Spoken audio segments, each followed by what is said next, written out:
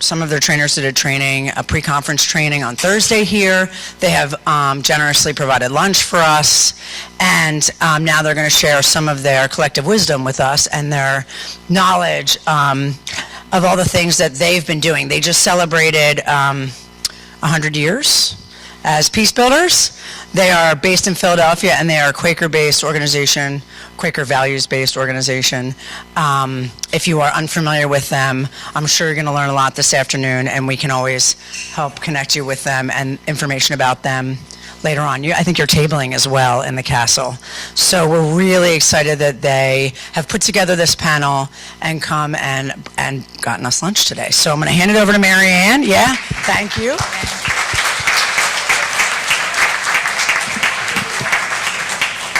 And take it from here. Thank you. Hi, everybody. How's your lunch? Good. Good. It's good to see a full room on such a beautiful day when the sun is shining, and I know you're probably all tempted to be outside, so thank you for taking the time to be a part of this discussion with us.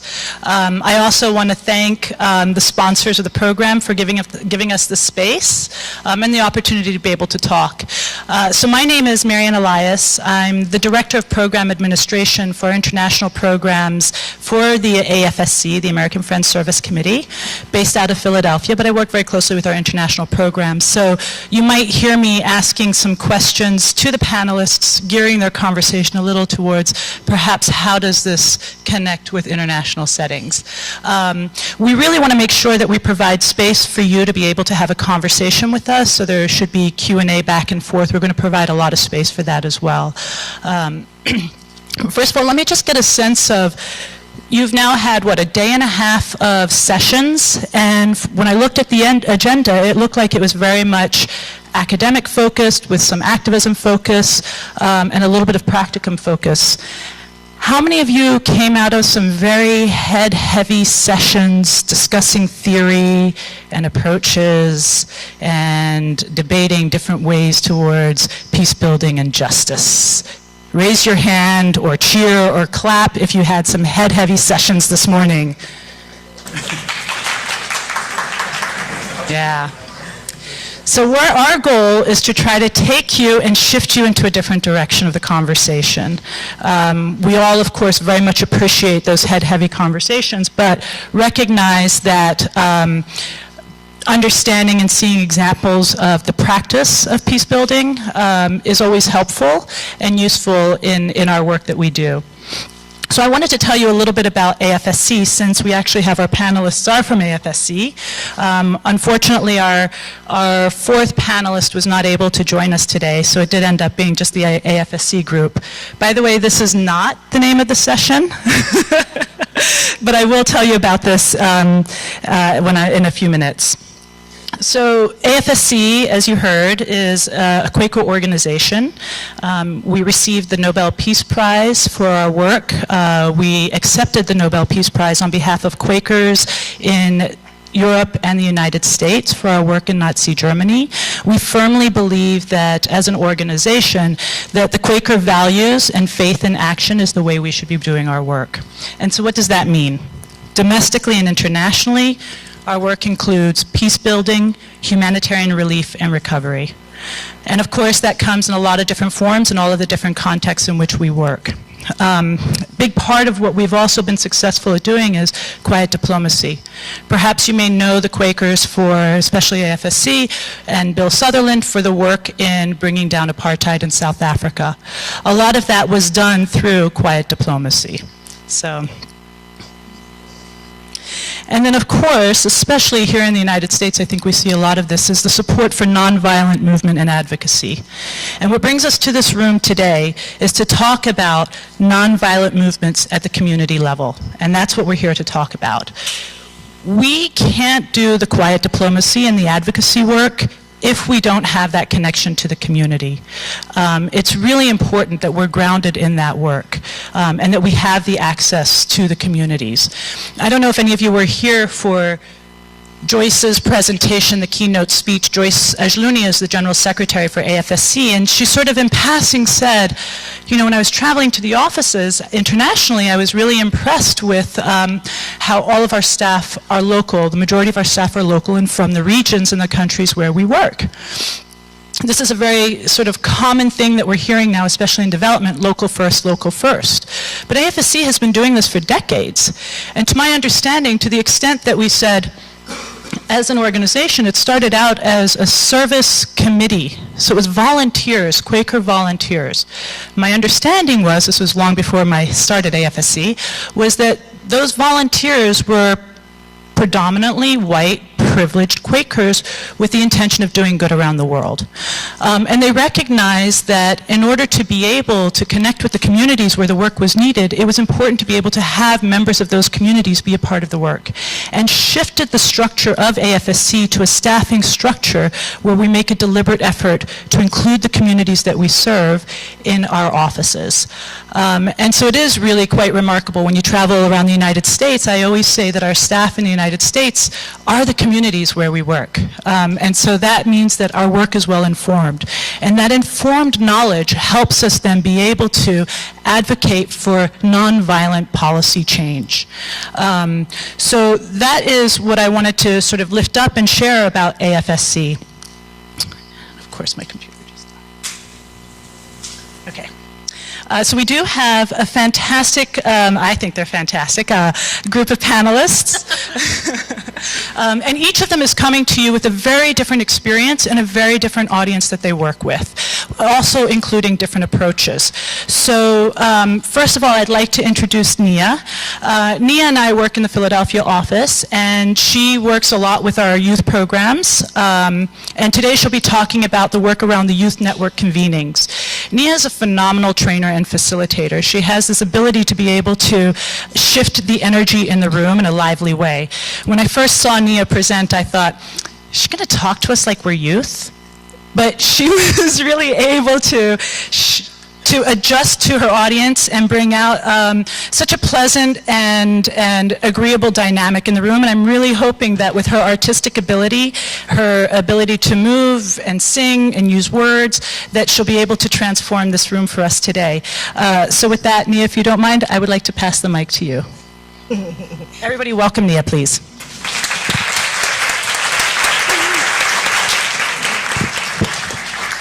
Hello? We gotta try that one more time. Hello? All right, because I think we're all here because we care about doing this work to bring about peace and social change. Is that true? All right, so it's okay. I like to hear voices. So how y'all doing? Whew, okay, because we're real people. So I am Nia Eubanks-Dixon. I'm the youth director for U.S. and international programs at AFSC. And basically what that means is I get to work with all the youth programs across the organization. There are 28 youth programs that are considered youth programs of AFSC. And so what that means is these programs are working with young people directly. Some of them do it 100% of the time, and some of them do it maybe 40 or 30%, but they are actively dedicated to working with young people. And so a part of my job is not only to work with these programs, support these programs, hear what the programs need, hear what some of their struggles are, what their strengths are, but it's also about convening them and looking at how do we come together? How do we share best practices? How do we learn from each other? How do we support each other? And one of the things that I found is that we really have to do a better job of taking care of the people who are on the front lines of change. So it's not only about getting best practices and learning from each other, but how do we support one another? How do we make sure that we are providing self-care and that we're really taking care of us so that we can go out and be the change makers that we want to see and be in this world. So the network, we meet once a month. And it's wonderful because the network is made up of youth leaders who are dedicated to doing this work and not doing it for youth and not doing it to youth, but doing it what? with youth. And a lot of people say that, but it's very different when you're doing work with somebody. And so what does that mean when you're working with young people in community? It means that they have a voice. They're able to bring a sense of agency to talk about what matters to them, why it matters to them, how it matters to them. And then staff come alongside with them, helping to guide them in that process.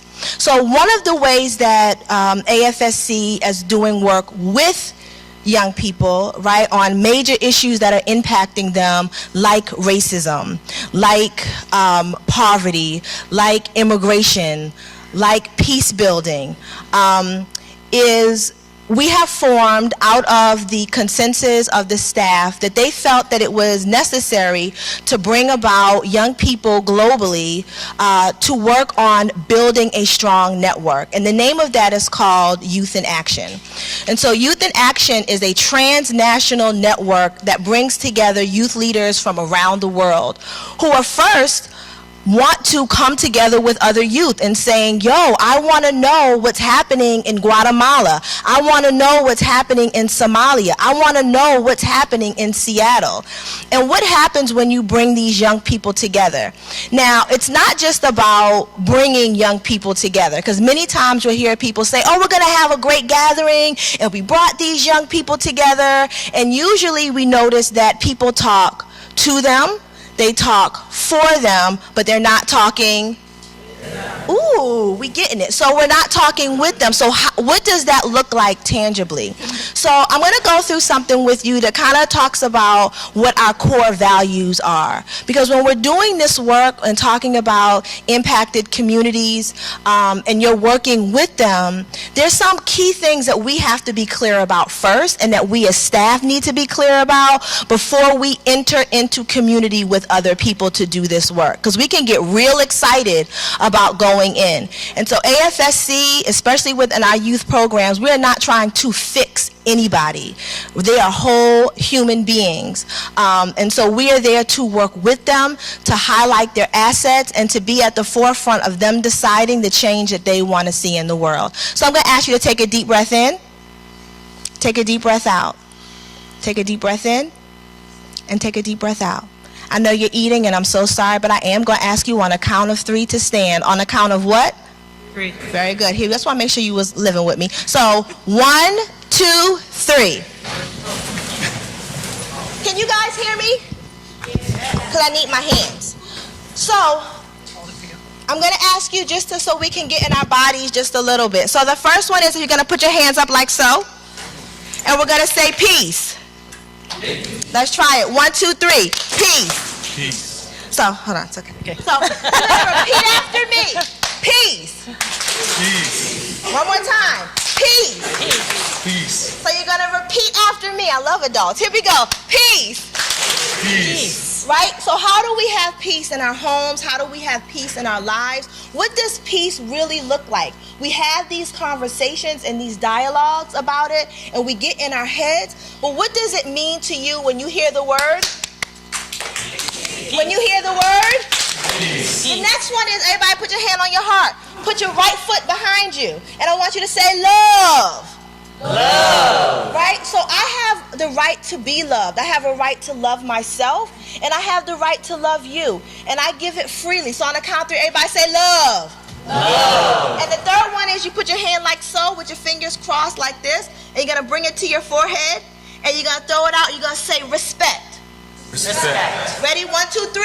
Respect. Now, some people think of respect as treat others of how you want to be treated. But in the network, in the youth network, one of the things we talk about is that it's not about treating yourself or treating others how you want to be treated, because I don't know how you want to be treated, right? I don't know how you treat yourself. To us, respect means to respect. That means take another look at me before you judge me, before you put a label like at risk or dehumanize, or what's another problem? Marginalized or illegal. We ask that you respect youth. We ask that you respect. Take another look, and as using the Quaker values, seeing the light within, seeing the light within yourself. So point to your hand, self, and turn to your neighbor and say, other. Other. Right? And that's okay. It's okay to see the light in you and to see the light in another person. So repeat after me. Peace. Peace. Love. Respect. Respect. These are the three of the core values that we have in the AFSC Youth Network. And so what I'm going to ask you to do is I want you to think of 3 things that you bring into the space when you do this work. Because it's important that we are accountable, we are transparent about who we are and what we are bringing when we come into this space. Because youth need to know that we have done our homework on us first. So I want you to think of 3 things. When you have it, I'm going to ask you to reach up like this, and I want you to pull it down as you have it. So when you have your 3 things, reach up. Now that's really everybody. Like when you got it, you reach up and you pull it down. 3 things that you bring into the space. I'm going to ask you just to find a partner really quickly. Just somebody at your table, just turn to them really quickly. Somebody at your table. Good. When you got it, I'll know because people will be standing kind of close to their peoples. There, I see a peoples happening here. Peoples? Peoples? Are y'all peoples? That's your peoples. Okay, good. So, I didn't teach this to you, but I'm going to teach it now. When I say I go, you say I may. I go. Amen. I go. Amen. And that's how I'll get your attention. So I just want you to briefly share the 3 things, say your name, and 3 things that you bring into the space. Are we clear? So my only ask is that you resist the urge to do this. Luci's my friend, she's gonna help me. So I'm gonna ask you to resist this urge. So, hi, I'm Nia, and I'm gonna ask you to actively listen and say and really see the person. Yes? I go. Amen. Amen. So you're gonna do that. One person's gonna share, the other person's gonna listen, the other person's gonna share. You'll listen. When you're finished sharing, I'm gonna ask you just to do a validation clap and then turn around. And the validation clap looks like this. Boom. You got it? Please go to your neighbor right now and try. 1, 2, 3, boom.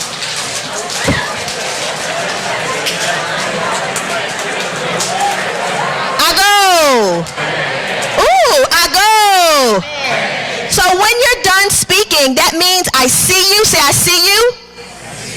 I hear you. I feel you.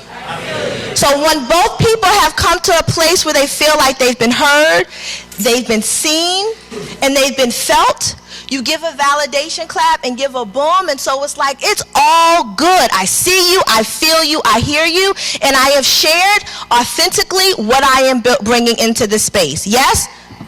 You may begin. Turn to your neighbor. What do you bring, Zaza?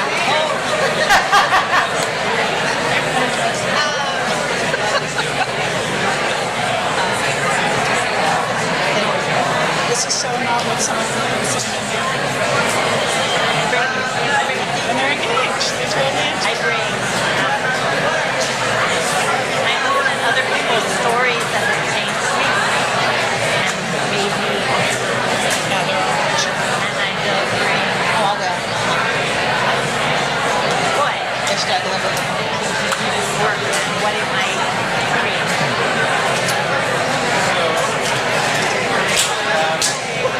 Let's get the boom.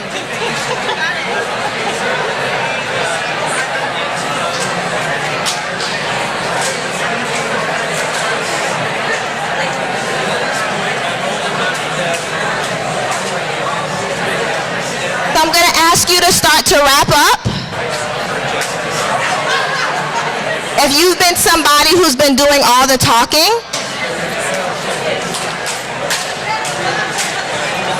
and if you've done it, you can have a seat. If you've done the validation clap, please sit down.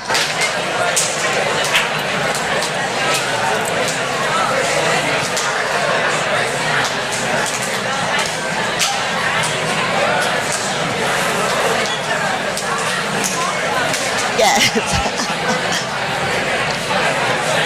So I'm going to ask you to come to a wrap. Don't forget to do the validation clap.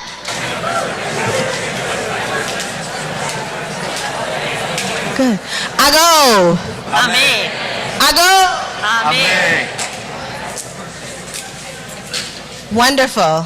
So thank you all for doing that. So one of the things that AFSC, like I said, that it's so important is when we're thinking about doing youth work and doing work, I just said it, doing work with youth, is that the first step for us as AFSC is to really be clear about who we are and what we're bringing into the space. And so a lot of the work that happens is really working with staff members on giving space for them to think about that. And sometimes that looks like being grounded in an analysis, right? So one of the things that happened at AFSC recently is all the youth staff came to Guatemala for a week-long training on anti-racism decolonizing framework so that collectively we could be grounded in a shared analysis and to really understand the ways that racism and colonialism shows up in the space. And not only how it shows up in the space out there, like, oh, I see it out there, right? But how does it show up within us? How are we impacted by it? So what does it mean to be a person of color, and how have we internalized that? And what does it mean to be a white person in the space, and how you have internalized that? And then how does that impact what is taught, what is not taught? What is shared, what is not shared, who it's shared with, and who it's not shared with. And for us to be really clear on that analysis. So when we started doing the Youth in Action, we knew that it was important, A, that we did work with young people. We knew that it was important for us as staff to know what we brought into the space. But then we also thought about some other things, and this really came out of the work that the youth network and staff were already doing. And so we really just had those conversations, as I was saying before, around best practices, what works, what do youth think about all of this. So the first thing that we looked at was healing, right? So if we're gonna bring young people together, that we needed to make sure that this is a space for healing, that this is a space for them to be grounded in learning and identifying their strong I am, for them to be able to look at some of the traumas that have happened to them and start to look at why it has happened and how they can begin to start that healing process. Another portion that we looked at was building community, right? So for example, something as simple as what you did now, right? To really focus first on yourself, to think about what you bring into the space, and then to be able to turn to your community member and to be able to have a transparent conversation with them about how we build community. The third one that happens in Youth in Action that's important is that what I just said, that we ground young people in a youth-led analysis, particularly on racism and colonialism.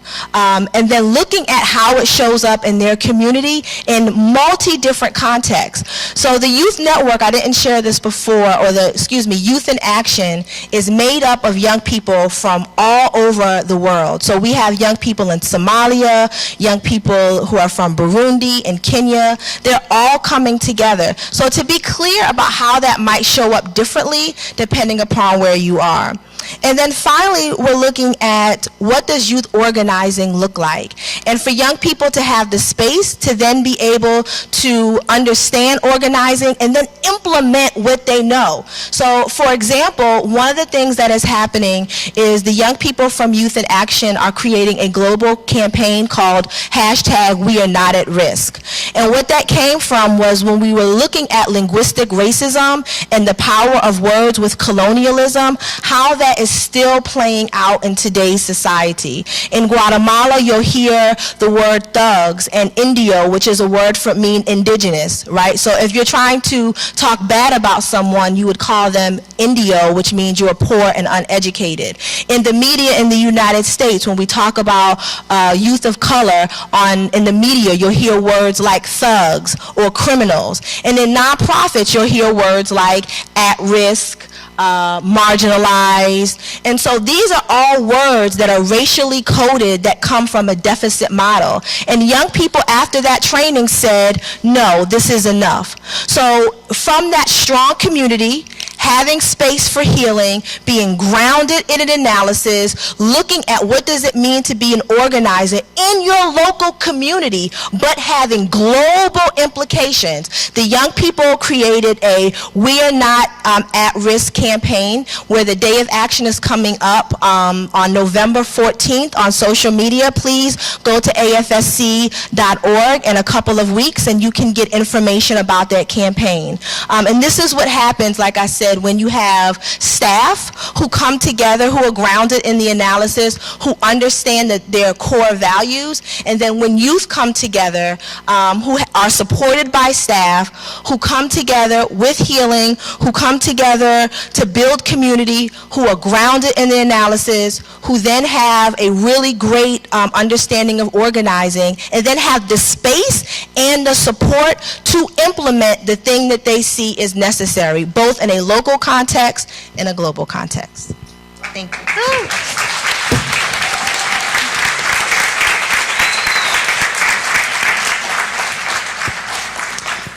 I told you Nia would be able to energize the room. Thank you for that. Especially for me, what I really liked was how you said that they have their voices and that we speak with them. I really appreciated that a lot. So now we're going to shift a little bit the direction of the conversation. I'd like to introduce you all to Luci Duncan, who's the Director of Friends Relations at American Friends Service Committee. And I've had the opportunity of being able to work with Luci for a while now in a variety of different task groups, as well as being able to travel and work with our Middle East team in Palestine. So I'm hoping that today she'll talk about the vision for the community well-being for using bystander intervention tactics, and also hopefully talk about some of her personal experiences that she's had with the different communities that she's worked with.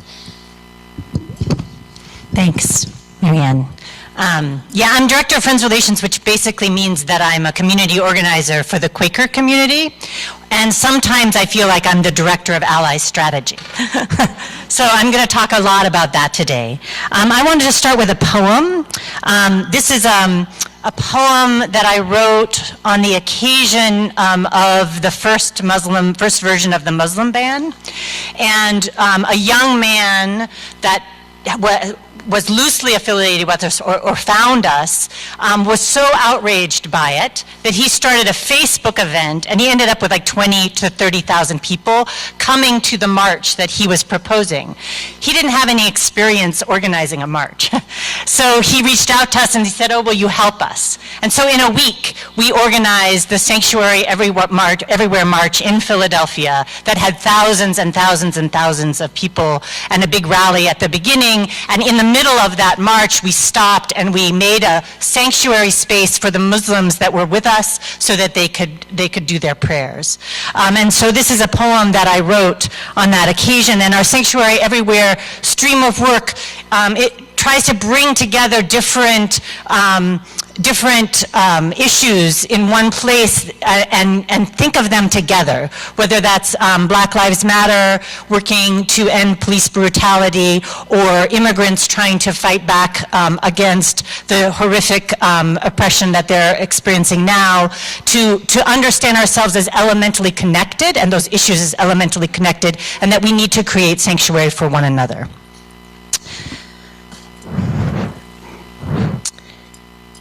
Will you harbor me?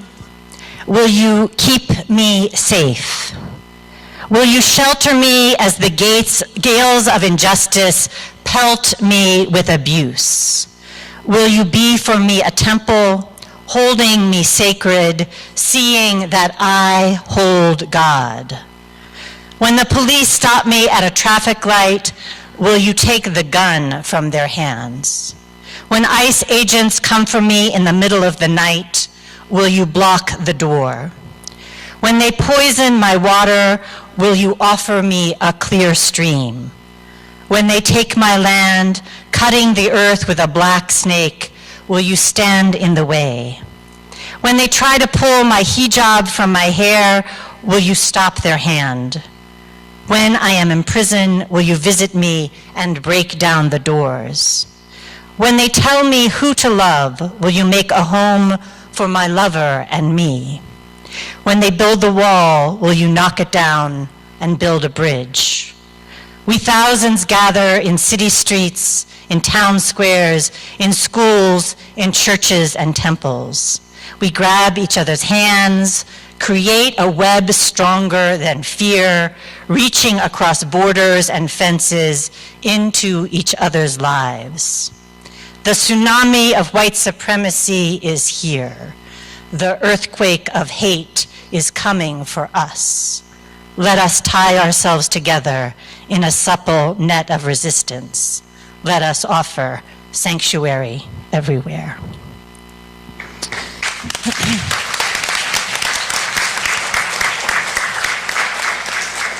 So I'm going to talk a little bit about the way that we think about ally work. And I think that it's really important to say that in the system of injustice or in the system of white supremacy, there are those that are most targeted and most impacted that should be guiding our work and should be leading the efforts that we have. It doesn't mean that that not everyone is impacted. We're all impacted by this system, but in very differential ways. And it's really important to put that sort of out there and to really center that and to decenter whiteness and decenter the voices of the people that are less impacted or historically placed in a position of a perpetrator. And so a lot of our strategies are built around that and on learning how to really accompany, how to really follow the lead of others, and how to have everything that we do be deeply informed, as Nia was talking, by the incredible deep analysis of the youth around the world that we work with, or the people in Palestine that we work with, or whomever it is that we're trying to support. And so one of those things is that we teach, and this is a training that was developed by the People's Response Team in Chicago, and our staff is really a big part of that, is this bystander intervention training. So, which has been is a really important thing in enacting injustice or creating a differential kind of space out in the community. And whether it's a Starbucks in Philadelphia or a restaurant in New York where somebody's yelling epithets at an immigrant person, it's really important to know how and have the courage and the practice and the skills to be able to stand in the way of that. And this bystander intervention training, for me, as I've trained more and more people, it has in it the seeds of a much more radical change, which is that if we walked around the streets, understanding that we were elementally community for one another, and that if somebody else in the community, whoever they were, was harmed, we had a responsibility to stand in the way of that and do something about that. You have a very different sense of what community well-being is. If we were really understanding of that, the need for police becomes much like it starts to disappear. The understanding that the government is going to protect us, which is obviously not what they're, not in many cases, obviously not what they're doing. That's not really the role. But we would understand ourselves as community in a very different way, and see ourselves in a different way. So I think it's a very powerful tool for changing the narrative, for changing how we think of ourselves when we walk on the streets, and for understanding ourselves as elementally connected. And that vision stays with me and sort of informs the work.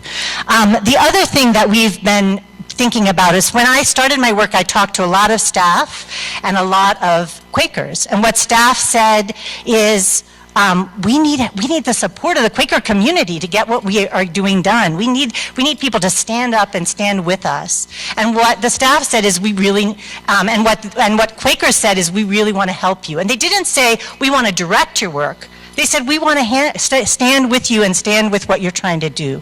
And so one of the patterns that was happening in Quaker meetings is that there was often people who had powerful witnesses or things that they wanted to do something about, but they were usually individuals that were doing that on their own and not collectives, not pulling on the collective witness of Quakers. And so one of the things that we wanted to do is bring back the collective sense of witness, but really deeply informed by an ally strategy and an accompaniment strategy. And so we found this model that was based on Quaker Parker Palmer's work, his Circles of Trust, that Unitarians in Denver had adapted to teach groups of Quakers on how to have a spiritual practice where they would tell each other their stories, they would worship together, they would deeply ground themselves in the Spirit and in practicing transformative justice spaces with one another, because the things that we have in the world, if we want healing justice, we actually have to practice it and figure out what it feels like and practice it with one another. So to create really deep, vulnerable community spaces, but in order to accompany grassroots groups, sometimes AFSC, sometimes other groups that are led by the people most impacted, and really listen to what they need and what they're asking for us to do. And so we've developed this model called Quaker Social Change Ministry, which we're asking many meetings to do. And this spring, we partnered with the Unitarian Service Committee and the Unitarian, the UUA, and Church World Service and Freedom for Immigrants to do something where we were trying to really scale up the number of allies that were supporting particularly immigrants. And we taught them anti-racist praxis, and we taught them really intentionally the skills of allyship to do congregational sanctuary, to do ICE accompaniment, and to do detention visitation. And we had 1,100 people sign up, and we have 58 groups that are working across the country to do this work. It was very, very powerful. And I want to end with a story from Palestine. I was there for the first time in May of 2014, right before Operation Protective Edge.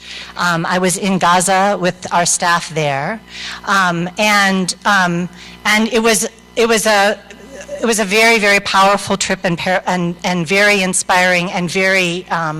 It changed me completely to have people after that be people in Gaza being bombed and watching during the 51-day war as they were watching my Facebook feeds and these friends and whether they were still alive after the bombing the previous night.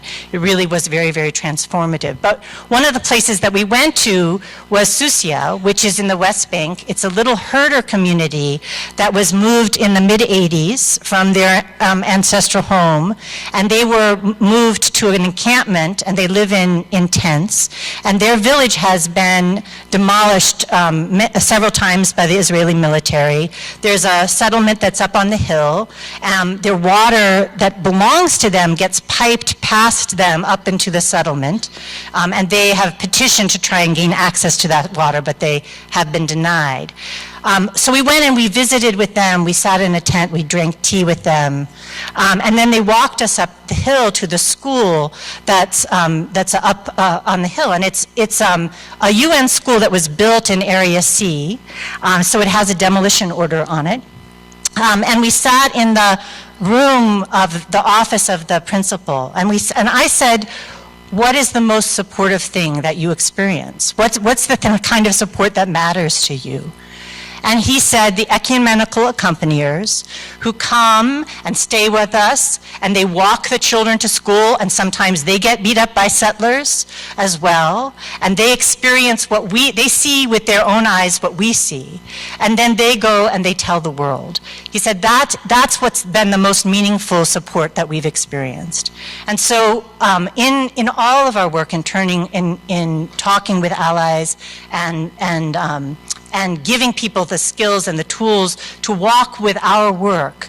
That's a vision that I hold of walking with people, being willing to face harm with them, and being willing to tell that story to people who you may have access to that they may not. So thank you very much.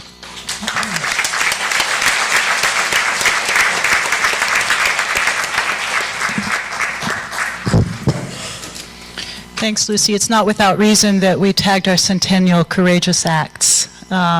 it really does, I mean, even just if you're writing a book, whatever it might be, it does take a lot of courage to be able to be a part of the peace building and social justice movement. Thank you. And so now I'd like to introduce you to Chia-Chia, who is going to show us a little bit of a different example, a community where they have a very specific need. She'll be talking about immigration, detention and deportation, and possibly, hopefully, sharing some of the personal examples of the people that she's worked with, some of their personal stories. So if you don't mind, Chia-Chia, hand the mic over to you.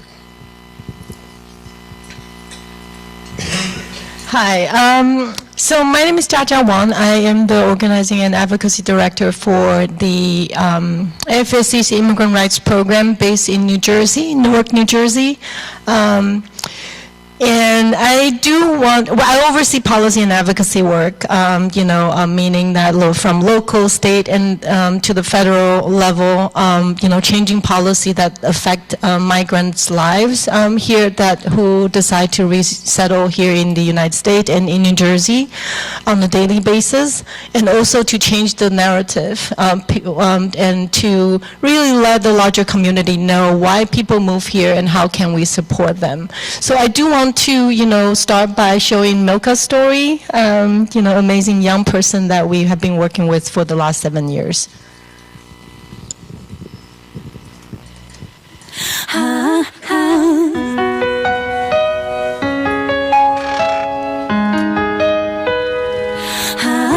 My name is Milka Kwame. I'm from Jersey. One of the hardest moments was not having my father in my life, not having a father figure in my life, yeah. The day my dad got deported, I was asleep, but I could hear you know how you can hear something but you think it's in your dream but it's not really in your dream, right? I heard somebody bust down our door. I thought it was a part of my dream. And the next morning, when I woke up, I could see my aunt on the side of my bed. And I thought that was my mom, so I thought my dad was off work, so I would always go to his bedroom to wake him up and stuff. But he was not there. And I was looking for him. I was asking everybody, my neighbors and stuff, where he was. And no one knew where he was. So I just started crying. I felt like it was my fault. When my dad left, I thought it was my fault that he left. I did something, I did something to him that would make him leave. Because when I was little, I was kind of a troublemaker. I used to do stuff to piss people off. So I felt because he left, I thought that it was me that did it. I don't know, I just felt that way the entire time. I used to get all Fs. I used to get a whole lot of Fs. I would never do my homework. I would never study for tests. Art was basically the only thing that could help me because I didn't like really talking to people about my dad. So I just drew how I felt. I used to draw people crying a lot, just bust out crying or bloody faces. And I used to draw dead people because I was pretty suicidal back then.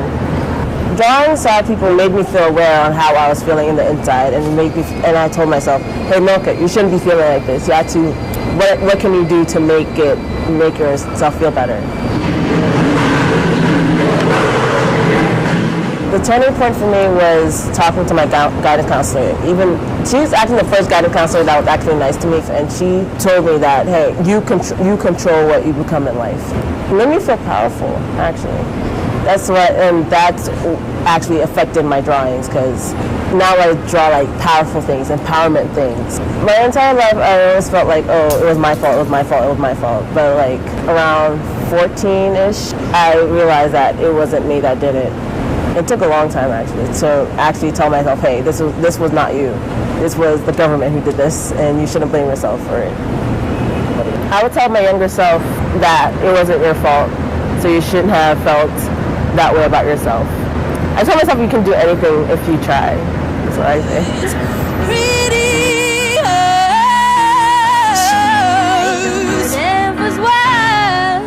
Trying to fix something, but you can't fix what you can't.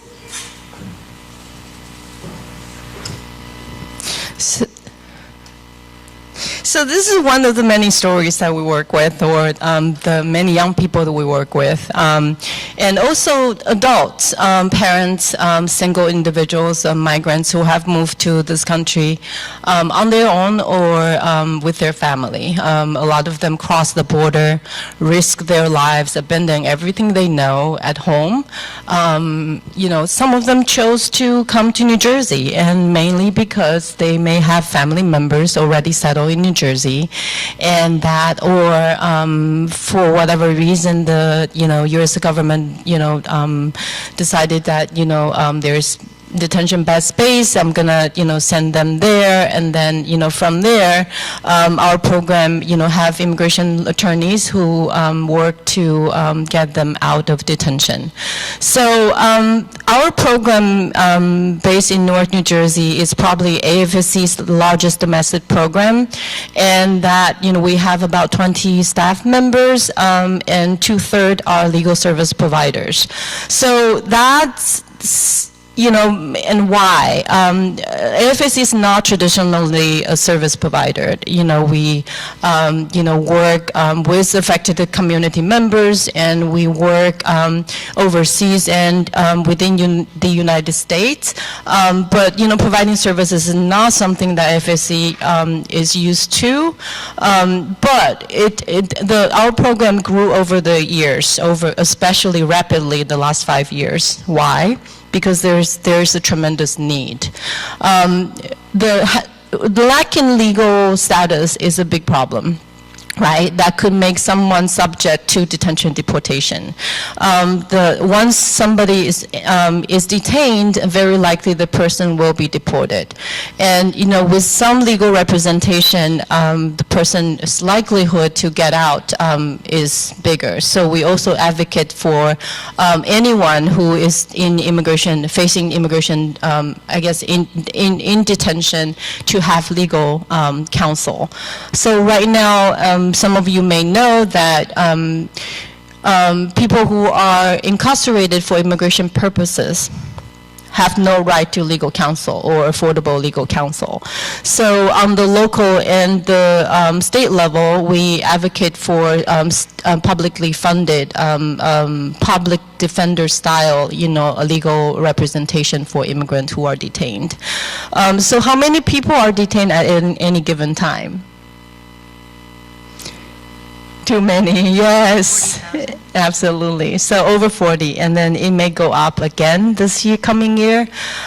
So in the last, I would say since 2007, around that time, U.S. Congress has mandated certain number of people be detained, certain number for immigration purposes. So by allotting us funding for immigration detention in the appropriation bills, over the last 10 years the funding grew, and right now it's the highest ever. So I guess unsurprisingly, with the administration, really trying to deport more people than before. So that's something that we need to educate ourselves about. Is that something that we want to spend money on, to really detain people, deport people, and then separating children from their parents. And once families are separated and parents deported, parents are likely to cannot come back for 10 years or more in many cases, and sometimes indefinitely. So there's a whole lot of education that needs to be done, and our staff, engage in community education and do presentations as much as we can to really just, reveal the complexity and the hardship that the current immigration system has imposed on people. Immigration system has not changed over the last 20 years, and because of that, and then because the law that was the last immigration reform was 20 years ago, and that didn't allow future flow of migration. That's how we get into the point that the undocumented population grew over the last 20 years. So, looking into the future, we have to, include those people who are affected by immigration policies, and you really understand the need for people to migrate. And then with that in mind, we can make better and more effective policies. So that's sort of the lesson that we are learning, and we are also, working with the U.S. government, local government as well, to really make better policies that would address those needs. So again, locally we provide legal services to people who are in detention, immigration detention, people who are outside of detention who may qualify for special immigrant status.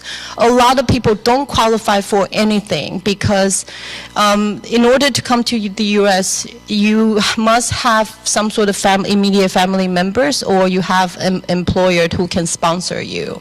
So most migrants don't have those opportunities or those ties. How do they come? They come crossing the border, or they come on a tourist visa and overstay. So our job is also to dispel, those myths about, people shouldn't come illegally, and that, if they are illegal, they should go back to their country and wait in lines. There isn't a line for people to wait. So, so we must educate ourselves about those facts. Those are no longer myths; they are facts, and that to understand that there is a migration, the need for people to move. We learn from our international programs, and we learn from our immigrant communities why people move, where they come from, and then one day they may return. And at Afsc, we believe that we are the facilitators of that process, which I think personally is a very beautiful thing to do, and I'm very privileged to do that job. That we have to respect people's migration choices, and that will lead to for all of us to be in a better place, and we firmly believe that. Right now, a lot of people are stuck in this country, and that's why we're seeing a very large, undocumented population, because there's no way to go back. Once they go out, they cannot come back for a very, very, very long time. And that so recognizing and learning about the root causes of migration, and then work with the U.S. government to improve, and then to include those, need.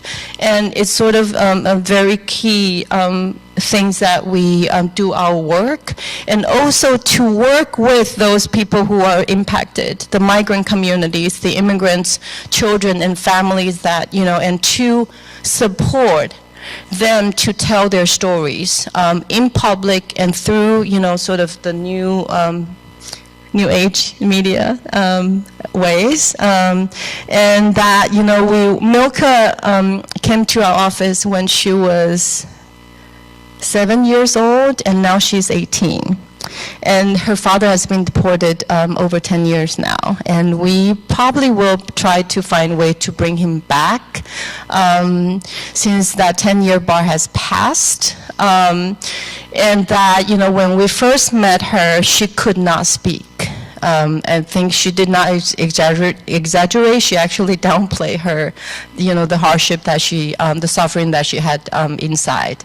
And that, Afsc staff were not psychologists, and it was not our job to do that kind of analysis or diagnosis. We wait, and we interact, we learn, and that, we brought them to Washington, D.C., and that, after 3 or 4 years, and we were able to get some children to speak about stories of family separation.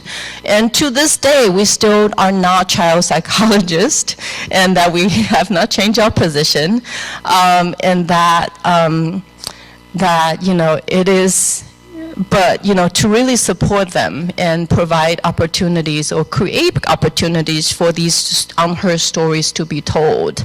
And that, you can find more stories in our website, whether it's the National Migration website or our Immigrant Rights Program website under the Newark location. We also try to make sure that local law enforcement agencies do not do immigration enforcement work. Because federal immigration agency cannot go possibly detect and arrest 11 million undocumented immigrants. They have to rely on local law enforcement and local government's help. So, so sort of one way to really support the migrant community is to provide that local sanctuary, like Luci mentioned, sanctuary everywhere. That to recognize that,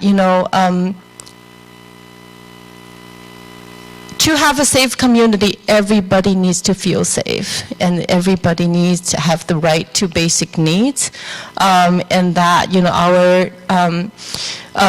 so we locally will work for local government to adopt something called sanctuary policy or fair and welcoming policy that would really provide essential services to migrant immigrants regardless of their immigration status, and that they would not be engaged in any kind of immigration enforcement, and that while at the same time we work on the federal level for better immigration policy to pass. So we also work with another population called people with temporary protected status.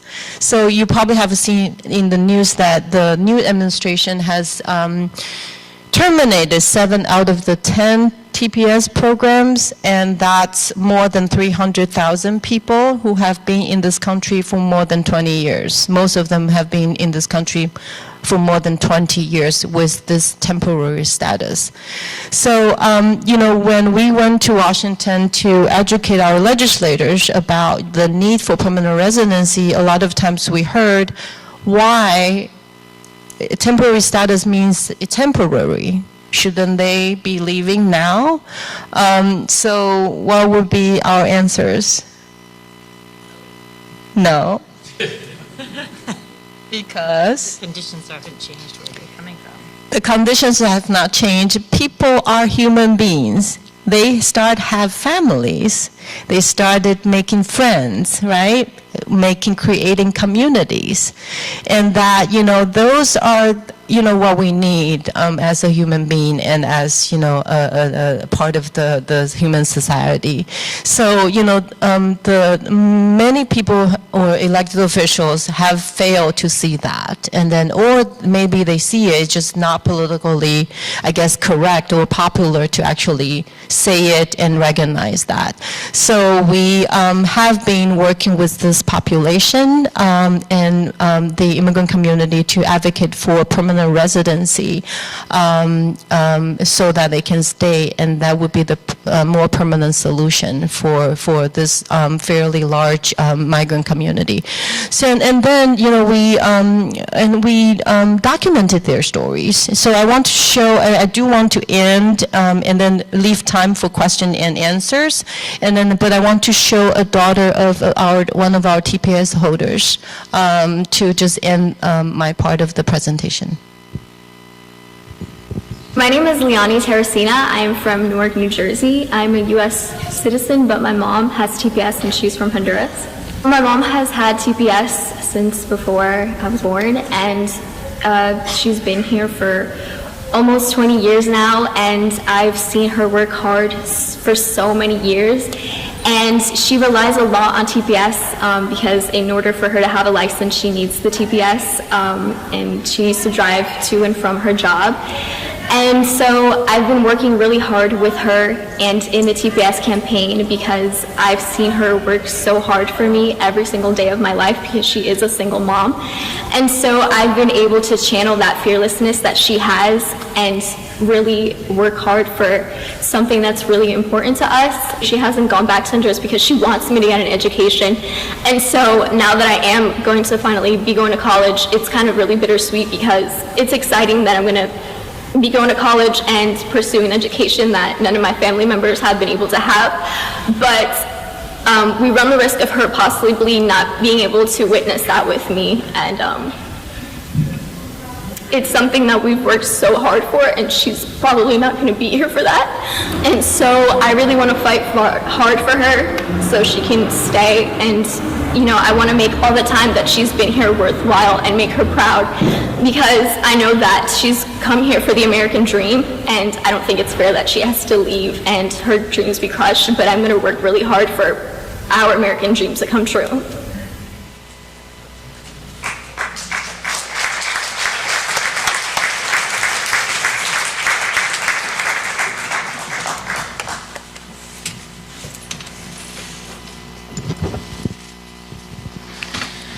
Okay, so you've seen different examples of how we are able to offer direct service to those people whose rights have been taken away from them, where we accompany communities, and where we also work to lift up leadership among the youth. What we thought was the session is actually going to go until 2:15. I think they've postponed the other sessions to give us a little bit more time because we started late. I know Nia has to run. So what I wanted to see was, rather than me starting off with questions, see if the audience has, if any of you have questions. Let's start specifically with questions for Nia before she leaves. So if any of you have any questions at this time for Nia, go ahead and raise your hand and somebody will come by with a mic. Okay, I'm going to start with Barbara over here because she's close to me.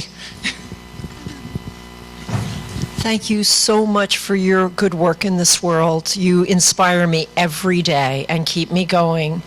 Have the youth put together any kind of an organizing manual of their best practices to share lessons learned across the world? Could we read about their shared knowledge? So can I just repeat back what I heard? So have the youth of AFSC put together best practices? Global network. So there are best practices and ways that young people have shared, and there are many forms that takes place with AFSC. One is through a magazine publishing that we do called Quaker Action, where sometimes young people are featured and they'll talk about the work that is happening and some best practices that is there. There's also opportunities where young people share, but they do share in a local context, especially like if you look at the international community of AFSC, where we work with different partners. So it's not just centered around what AFSC produces, but it's also about what is produced within the community and how that information is then disseminated with the different local partners to share best practices with each other.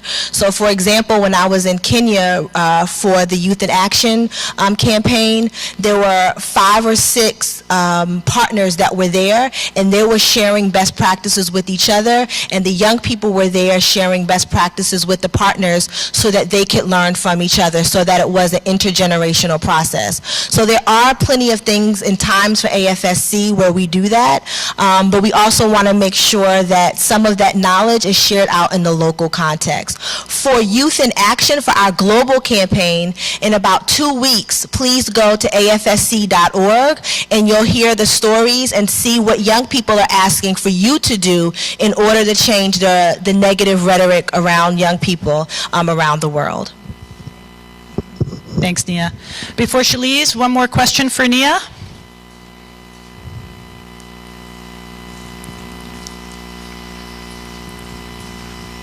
Hi, Nia. Thank you so much for what you shared. My name is Johanna Turner. I teach at Eastern Mennonite University, Center for Justice and Peace Building. Actually, in my 20s, had the opportunity to benefit from some of AFSC's training. I was a part of the African Initiative Youth Exchange from about 15 years ago. I think the first Yango, group. you was there with Yango? Yango Reggie and Roxanne Lawson. And so I wanted to actually find out if that program is part of what led to the Youth in Action, kind of network. Thank you. So yes, one of the things that I love about AFSC is that they have a great archive center, and that there have been people who've been there for a really long time. So in creating the Youth in Action network that we have now, we definitely talk to people like Migwe, we talked to Sister Nyango, and really learned what were some of the things that we need to consider when we're bringing youth together globally. And I think what what makes this one a little bit different, though, is that now we're talking about youth from all of the 4 continents in which we work. So like I said, there's people from Somalia and Burundi and Kenya and Indonesia and Guatemala and Haiti and Seattle and New Orleans. And so we are all coming together. And what was interesting is that one of the questions people had was, you know, well, it's going to be too different. Like, the context is so different. But once young people started sharing their stories and we were grounded in this analysis and began to ask questions like, what is racism? And really began to see how it showed up, brothers and sisters from Indonesia was like, what? And then people in Kenya was like, wait, what? And then we was like, yo, this is impacting all of us. And then to take it a next step further is like, so what? Now what? And having young people. So definitely learning from our past, but then also being present enough to hear the voices of what young people are saying they want now, and then taking that as the impetus to move forward. And I'll tell Sister Anyanga she's going to be real happy about that. She still works for us. She still works for us, yep. So, Nia, if you need to run off, we won't be insulted if you need to step away, because I know you have some other stuff that you have to do. But let me reach out and see if there are any other questions for the panelists at this time as well.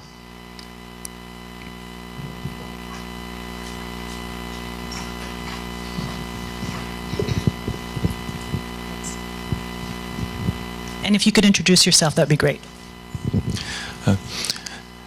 Stephen Denis, University of San Francisco.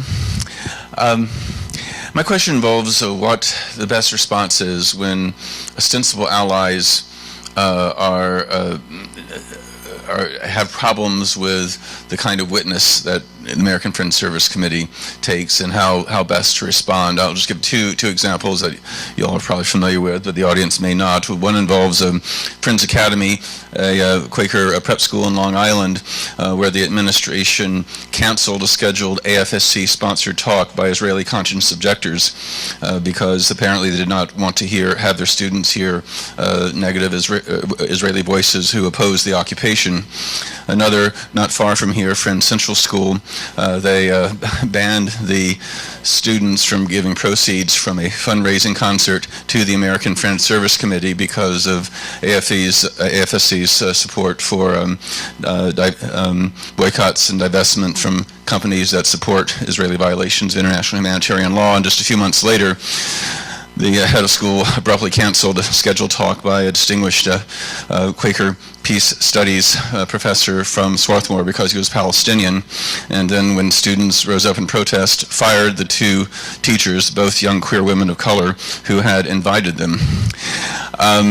The message I've been getting from Friends Council on Education to me and other friends is that quiet persuasion, let's not make a big deal about this, just, try to appeal to their conscience and whatever. And there are others who think it's really time for, letter writing, petitions, vigils, protests, that this is unacceptable, especially for Quaker institutions.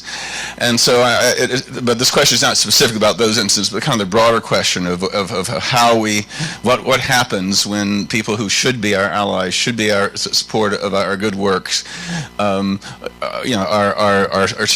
too scared or too ideologically driven to allow us to bring forward alternative perspectives. Good question. So, I mean, you go right into the sort of heart of institutional racism with these questions because Friends Council of Education is in Friends Center.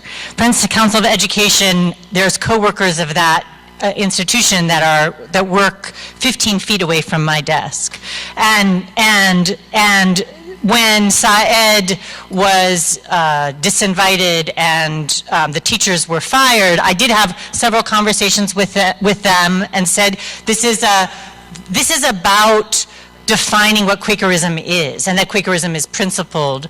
And I think it's a lot, I think there's, if you really want to know, often, I mean, I apologize for doing this, but I'm going to just say it. Like, often it's about resources and where the money comes from, and that limits the voice, even among among our friends that should be able to speak in a principled voice. I mean, I'm being judgmental, but I really think that that was a moment, a critical moment of choice for them, because the Quaker schools, they are really sort of the certifying body that says, yes, you can call yourself a Quaker school. And so there was a real opportunity there, I think, that was missed, that was really important in terms of saying that. And this is not something that's only happening in terms of Quaker schools and Quaker colleges. It's happening all over the Quaker world, where mimicking the sort of larger trends of society, where we need to be looking at white supremacy in our own institutions, including AFSC. We need to be looking at how that's showing up, how cultural white supremacy is playing out in those institutions, and we need to look at who we say we are, who we say we be, and how our practices line up. And we need to be, at this juncture, it's my belief that we need to take decolonization really seriously. We need to take anti-racist praxis very, very seriously, and we need to use this moment as an opportunity to transform those institutions to be more of who we say they are. And AFSC is closer than some, but we got some ways to go. So. Yeah, and I do want to come back to your other question, which was, how do you know how to balance it?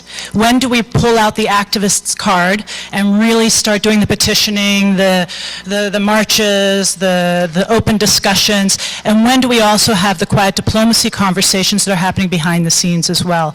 And that's a fine balance. That has to be done very carefully in a way with all of our program work, not just a specific example of how do we balance the quiet diplomacy and the activism work, making sure that we're not putting anybody in harm's way, and that we're using the right tool and the right approach and the right methodology to be able to get the community's message across and come together to find common solution, nonviolent common solution. And this is something that we have done in our work internationally for decades. So I wanted to take advantage of your question to impress upon that matter, that this is, in order to be able to work with communities, we need to be able to do it together, and we need to be able to do it in a variety of modes and methods. So we have a couple more minutes. I want to see if there are any other questions out there. Yes. Thank you. Ella V. Ndura, Gallaudet University. This is a difficult question to ask because it's almost like I'm going to expose my own naivete. I used to take it for granted that people of color would, almost all of them, and automatically support the right of the populations that we call undocumented and all the other words, until I learned that that was not true, that quite a large number of people of color are actually argue that when they came legally, and that therefore they will not support the rights of all those children, like the one you showed on the screen, who's worried about being separated from her family and her mother not seeing her graduate from college and so forth. So how has your work began to address that very serious divide? Because if we talk about decolonization and all those things, you know, it's not working when you look at consider the rights of undocumented population, at least not in the ways in which I expected it to work. No, it's a very interesting question. We have those encounters from time to time. We don't.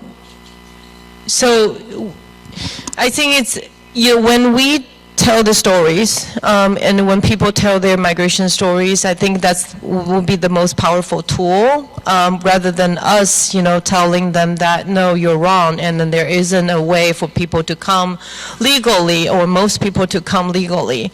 And so I think it's really sort of case by case.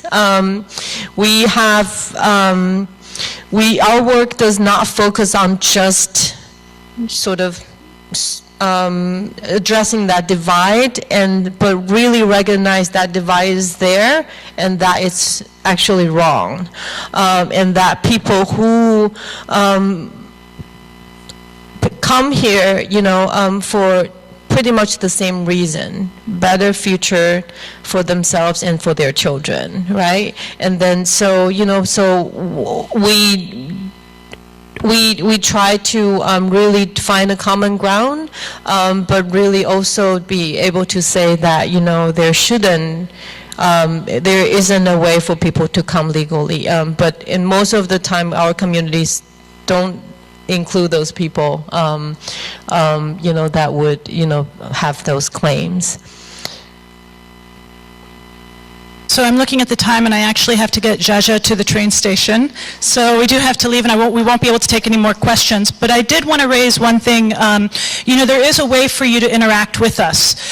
We collaborated with USIP to do this free online course, 100 Years of Nonviolent Resistance. And we encourage you to go into their Global Academy, their online courses, and take a look at all of the different sessions that are up there. And there is a way to be able to ask questions, participate, and interact directly with AFSC as well as USIP. So since there's so many practitioners as well as academics in the room, we thought it might be good to share this. This would be an ample opportunity to share this. I want to thank everybody for taking the extra time to spend with us. I want to thank our panelists for traveling all this way to come here, the great conversation, and of course the committee and everybody that invited us to come here and to be a part of this. So thank you, everybody.